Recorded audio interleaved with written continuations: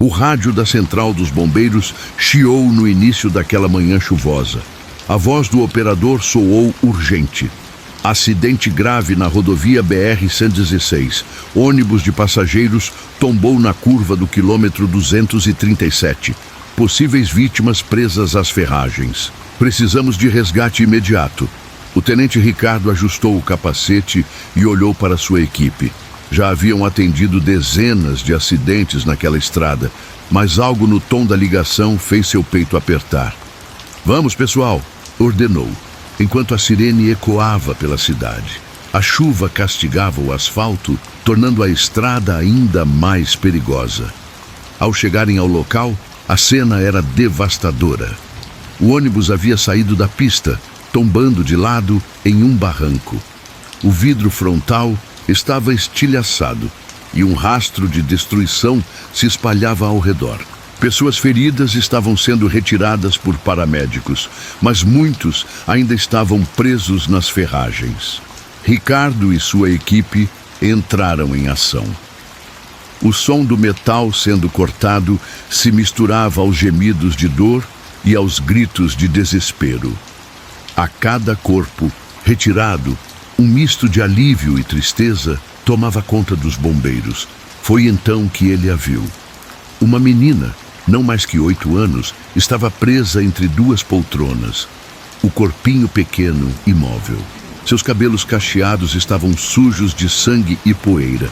Ricardo se ajoelhou ao lado dela, segurando sua mãozinha fria. "Pequena, aguenta firme. Vamos tirar você daqui." Os olhos da menina se abriram lentamente. Eram castanhos, brilhantes, mas cheios de dor. Ela tentou sorrir. "Tio, onde está minha mãe?" Sua voz saiu fraca, quase um sussurro. O bombeiro engoliu em seco. Não sabia quem era a mãe dela. Em meio ao caos, rostos passavam por ele o tempo todo, alguns conscientes, outros não. "Vamos achá-la, tá bom? Mas primeiro, preciso tirar você daqui." Ela assentiu, apertando a mão dele com o restinho de força que tinha. O trabalho foi delicado. Ricardo e seus companheiros usaram o desencarcerador para afastar as ferragens e conseguiram finalmente libertá-la. Quando ele a pegou nos braços, sentiu o corpo dela tremer. "Tô com frio", murmurou a menina, aninhando-se contra seu peito. "Já vai passar, pequena. Eu prometo." Ele correu até os paramédicos e a entregou a um deles, que imediatamente a colocou em uma maca e a cobriu com um cobertor térmico. "Nome?" perguntou a socorrista. A menina olhou para Ricardo, ainda segurando sua mão. "Mariana", disse com dificuldade. O bombeiro sorriu. "Vai ficar tudo bem, Mariana. Você é muito forte." Foi quando um grito partiu o coração de todos ao redor. Mariana, minha filha, uma mulher ferida, com o rosto coberto de lágrimas e um corte profundo na testa, se aproximou mancando. "Mamãe!" A menina tentou se mexer, mas não conseguiu. A mulher caiu de joelhos ao lado da maca, segurando a filha como se nunca mais quisesse soltá-la. "Eu achei que tinha te perdido, meu amor." Ricardo observou a cena, sentindo os olhos arderem. Aquele era o momento que fazia tudo valer a pena. Mas no fundo, algo não parecia certo. Ele viu quando a socorrista checou os sinais vitais da menina e sua expressão mudou. Pressão muito baixa. Ritmo fraco. Ela precisa ser removida agora. A ambulância partiu com urgência. Ricardo ficou olhando enquanto as luzes sumiam na neblina, sentindo um nó no peito. A equipe continuou o resgate. O trabalho era exaustivo, cada corpo resgatado, sendo uma nova história de dor e superação. Mas naquela manhã, a imagem de Mariana não saía de sua cabeça. Horas depois, de volta ao quartel, Ricardo sentou-se no vestiário, exausto. A chuva batia contra a janela quando o telefone tocou. "Tenente Ricardo!" Era a voz do hospital. "Sim. Como está a menina? A Mariana?" Houve uma pausa do outro lado da linha. "Sinto muito." Ela não resistiu. O silêncio pesou no ar. Ricardo fechou os olhos e apertou o punho. Ele já havia perdido vítimas antes. Sabia que nem sempre poderia salvar todos. mas algumas mortes doíam mais que outras. Levantou-se, respirou fundo e olhou para a foto que carregava no bolso de sua farda. Era de sua filha, Laura, que teria quase a mesma idade de Mariana. Ele fechou os olhos e deixou uma lágrima escorrer. Descanse em paz, pequena guerreira. Era de madrugada quando o rádio do Corpo de Bombeiros chiou. A voz do operador soou urgente. Acidente grave na rodovia estadual, próximo ao quilômetro 45. Colisão frontal entre dois veículos. Possíveis vítimas presas às ferragens. O tenente, André, ajeitou o capacete e olhou para sua equipe. Vamos, pessoal.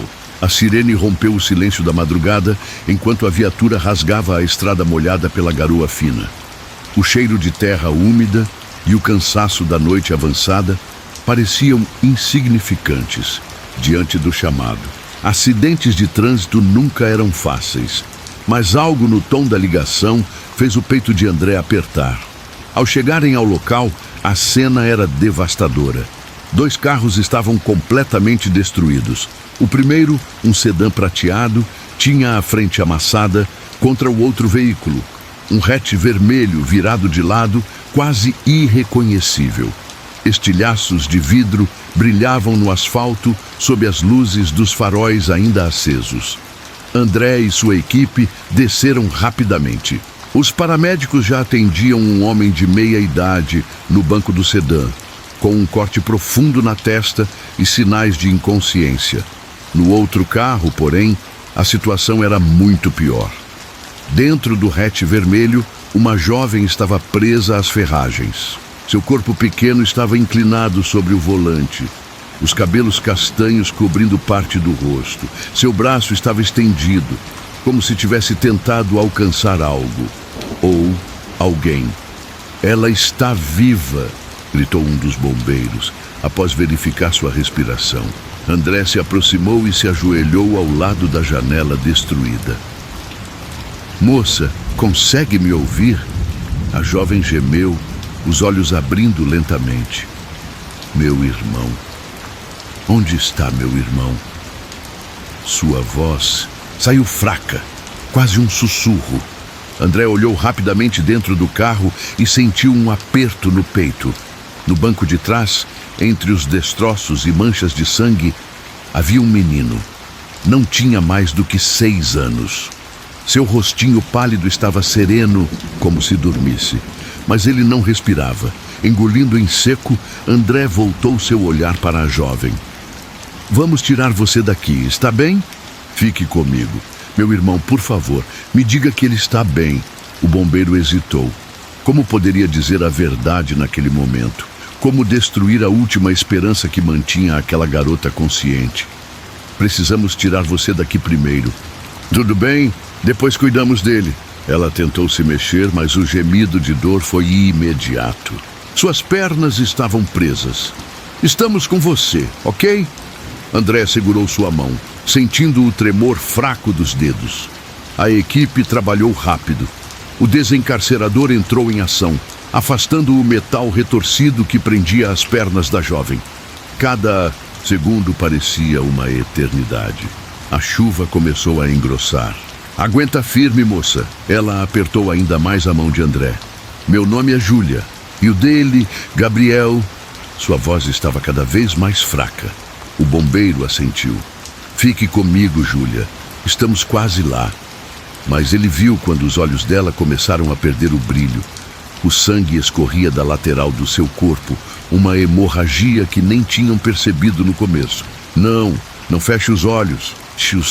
André insistiu, enquanto os paramédicos já preparavam a maca. A jovem sorriu fracamente. Diz para ele que eu tentei protegê-lo.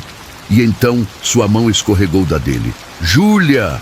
André gritou enquanto a equipe a retirava do carro. Os paramédicos começaram a reanimação ali mesmo, mas ele sabia que ela já não estava ali. O silêncio pesado tomou conta do local. André sentiu os joelhos fraquejarem. Olhou para o carro destruído, para o pequeno Gabriel no banco de trás. para a maca onde Júlia agora estava imóvel. Ela tentou protegê-lo, mas não conseguiu. Os outros bombeiros pareciam sentir o mesmo peso, mas não havia tempo para lamentações. O trabalho tinha que continuar. Os corpos foram levados para a ambulância, a estrada foi limpa e as luzes vermelhas das viaturas desapareceram na escuridão. André voltou ao quartel naquela madrugada sentindo algo diferente. Já havia perdido vítimas antes, já havia presenciado tragédias, mas algumas histórias doíam mais que outras. Antes de ir embora, foi até o vestiário e lavou o rosto. Olhou seu reflexo no espelho e, pela primeira vez em muito tempo, se permitiu chorar. Na manhã seguinte, soube que Júlia e Gabriel estavam a caminho da casa da avó. Tinham saído tarde porque Júlia fez questão de terminar um desenho com o irmão antes de partirem. Aquele pensamento o destruiu por dentro. Dias depois, ele passou pelo cemitério onde os irmãos foram enterrados. Levou uma flor branca e a colocou sobre a lápide. Júlia, você tentou e sei que ele sabe disso. Fechou os olhos por um instante, sentindo o vento frio tocar seu rosto. Sabia que amanhã haveria outro chamado, outro resgate. Mas algumas histórias nunca saíam de sua alma, e a de Júlia e Gabriel era uma delas. A noite estava fria e chuvosa quando o rádio do Corpo de Bombeiros chiou, trazendo uma nova chamada de emergência. Acidente grave na estrada do Vale. Motociclista caído. Vítima inconsciente. Precisamos de resgate imediato. O sargento Daniel ajeitou o capacete e olhou para sua equipe. Aquela estrada era perigosa, cheia de curvas fechadas e pouca iluminação. Acidentes ali quase sempre terminavam em tragédia. Vamos, rápido, ordenou, enquanto a viatura arrancava pela cidade adormecida, a sirene cortando o silêncio da madrugada. A chuva fina tornava a estrada escorregadia e Daniel sentia um aperto no peito. Ele sempre confiava nos instintos e naquela noite algo lhe dizia que aquele resgate seria diferente.